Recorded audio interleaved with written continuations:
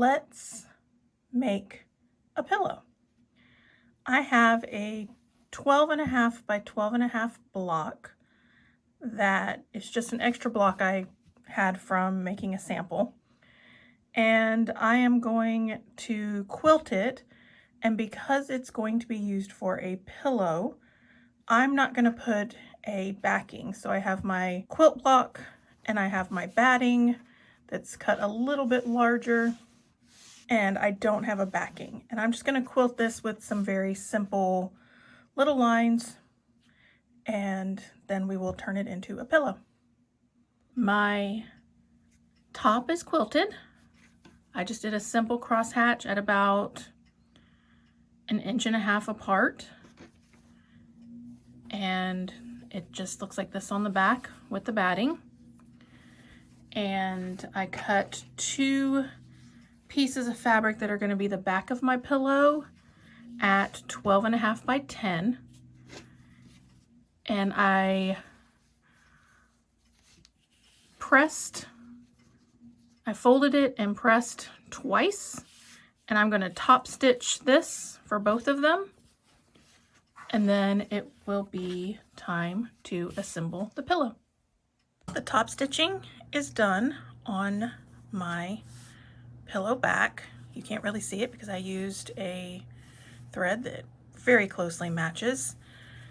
So to assemble my pillow, I'm going to place my pillow top face up. Then I'm going to take one of my pillow backs face down and align the 3 raw edges, keeping the edge that I did the top stitching and folded on the inside. Then I'm going to take the other back and do the same thing on the other side, align the raw edges. So these 2 backs are overlapping, which is what creates the little envelope back on the back. My next step will be to stitch around the raw edge. I'm going to do a 1/4 inch stitch inside because I have these little points that I don't want to cut off.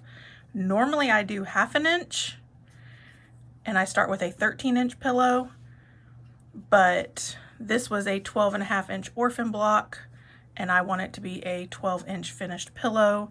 So I'm going to do a 1/4 inch seam around. I'm going to lower my stitch length to probably 2 so that it really holds it tight, because it's going to be so close to the edge of the raw edges for the pillow when I go to fold it open. So that is the next step. We're going to stitch around the 4 sides of the fabric. I have stitched around the 4 sides of my pillow. Because I only did a 1/4 inch and not a 1/2 inch seam, I went ahead and did a simple little zigzag also, just to help reinforce that edge. One thing that I do like to do is cut these corners just a tiny smidge. That will help when I go to turn it right side out.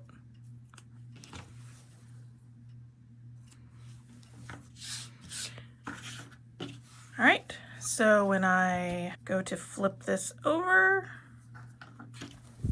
here's my little envelope. I can now push this open.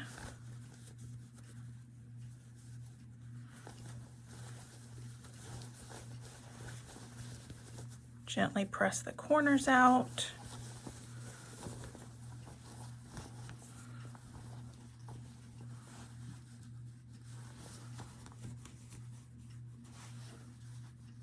I don't worry about the corners being perfect little points because it's going on a pillow and it's going to get a little fluffy.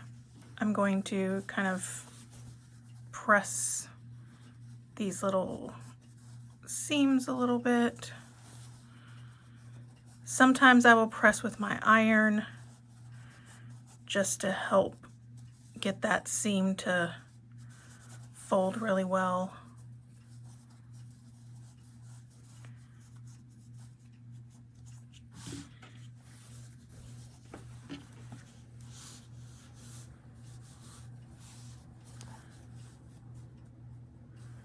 Use my fingers. You can use different tools to help with this. You just have to be careful, especially with doing only a 1/4 inch seam. You don't want to push too hard and push through that corner. So that's why I'm not using any of my sharper tools that I usually will use to help press these. All right, so there is my pillow cover. I'm gonna put it on a pillow and it's ready to go.